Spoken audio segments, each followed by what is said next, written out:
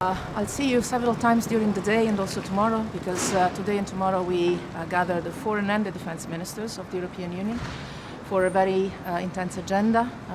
Today with the foreign ministers we'll discuss first and foremost the situation in Yemen.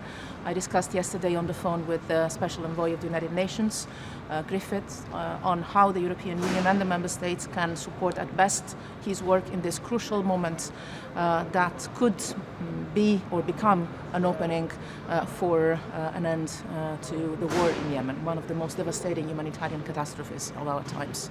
We'll also discuss the situation in Ukraine, and also of this I've discussed yesterday with the Ukrainian Foreign Minister, so I'll tell you more about that later in the day.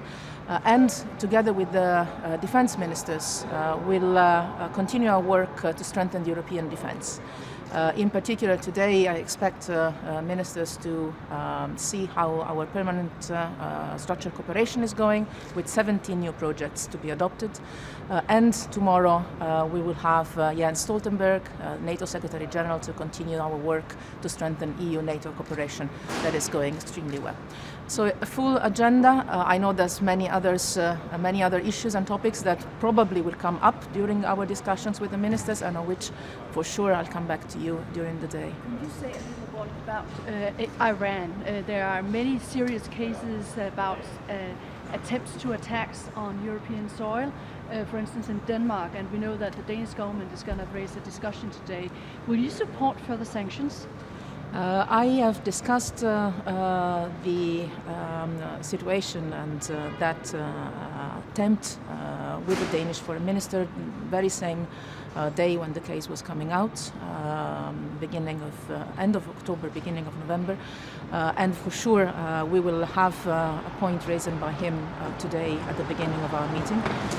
It is very important for us to address all challenges and all complications that derive from Iranian behavior, being it on European soil or in the region. This is something we address very openly with our Iranian counterparts always. And it is always very important for us to make a clear distinctions between these issues and, on the other side, our full support to the implementation of the nuclear deal with Iran that continues to be very strong and on which, as you know, we continue to work as much as we can. We'll discuss that with the ministers today.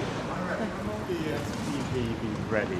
We've been waiting and waiting and waiting. That's asked to the foreign ministers of France, Germany and the UK, but our work continues, their work continues, and we support it.